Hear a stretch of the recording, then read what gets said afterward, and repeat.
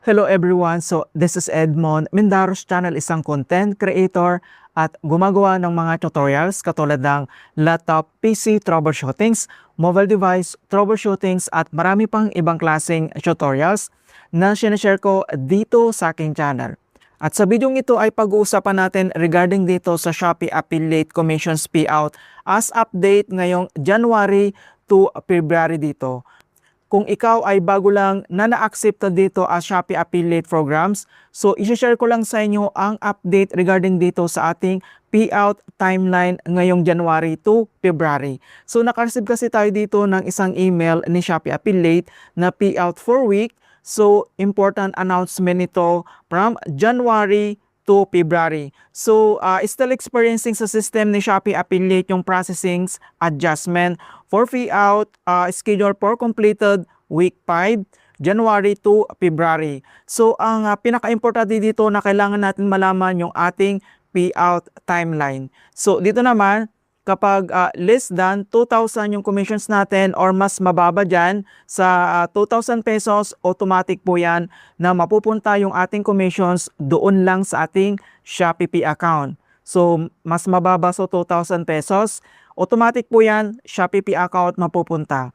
Kapag above naman 2,000 pesos, mas malaki sa 2,000 pesos yung commissions natin, doon ilalagay sa ating designated bank account sa either CBanks man yan or yung secondary bank natin na nilagay nung nag-apply tayo ng Shopee Affiliate, doon po ilalagay yung ating commissions. Ayan, so makikita mo dito na yung 2,000 and above, bank account within 3 to 5 business days natin yan marireceive kapang bank account naman. Kapag dito naman sa Shopee Pay, agad-agad po yan.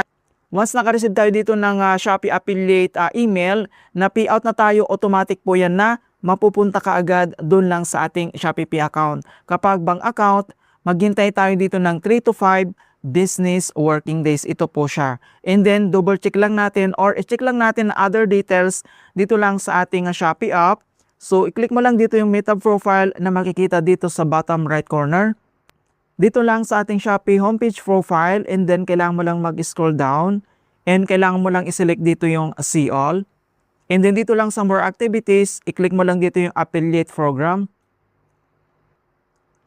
And dito lang sa ating Shopee affiliate settings, dito lang sa baba, dito mo naman makikita kapag mayroon na sold out ka within 7 days. So dito mo makikita sa conversions po yan. So i-click mo lang dito sa conversions.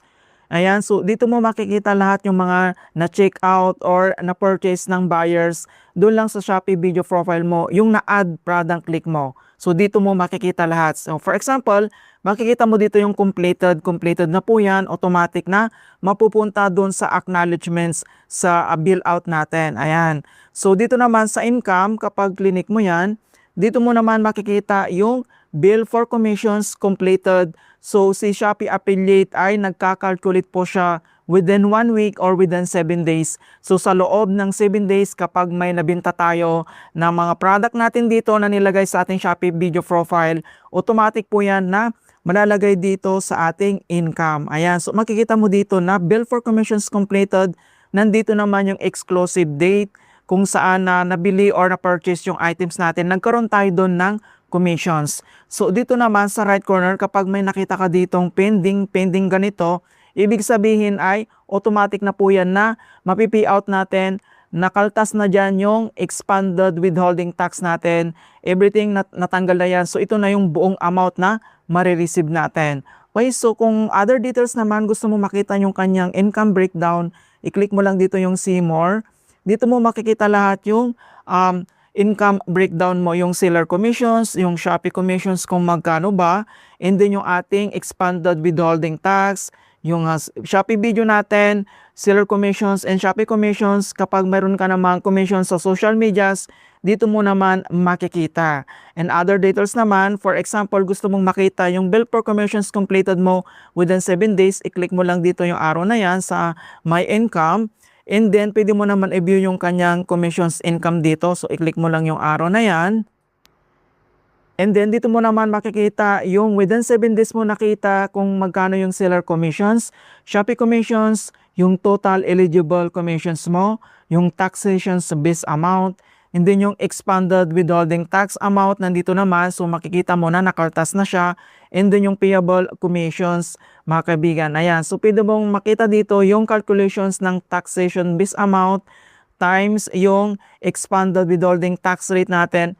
10% po mga kaibigan yung kinakaltas dito sa Shopee Affiliate kapag ikaw ay no BIR. Kapag ikaw ay no BIR, 10% yung kakaltasin dito na tax natin. Kapag BIR naman, so wala pa akong other tutorials kapag with BIR. So sa application ko kasi ay no BIR mga kaibigan. So automatic po yan na 10%.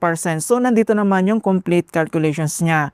And then dito naman sa kanyang view conversions, kapag clinic mo yan, dito mo makikita lahat doon sa 7 days o within 1 week mo kung anong items ba yung na sold out or nabili ng buyers dito, kaya nagkaroon ka ng commissions dito. Ayan, so nandito naman yung other details. Kapag gusto mo pa ng other details regarding dito sa payout, dito lang sa top right corner, makikita mo dito yung question mark. Ito siya yung may red icon, i-click mo lang yan. And then nandito naman yung explanations of income. Kung gusto mo pa ng mas malalim or mas detailed ng Shopee Affiliate Payment process, nandito naman kailangan mo lang basahin dito yung explanations of payments and terms.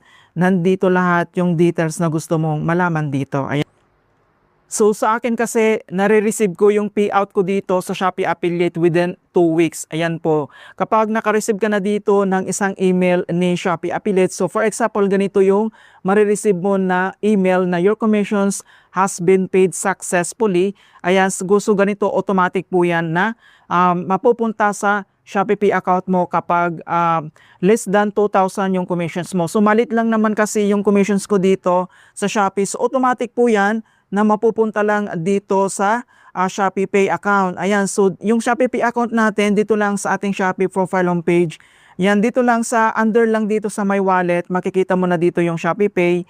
Ayan, so dito mapupunta yung commissions natin. Automatic po yan mga kaibigan kapag less than 2,000 yung commissions mo. So makikita mo naman dito yung kanyang history. So i-click mo lang itong Shopee Pay mo and then i-click mo lang dito yung history. Dito mo makikita yung payout received from Shopee Affiliate Programs. Ayan, so makikita mo dito na naka-receive tayo ng payout ngayon. Okay, so successful po siya.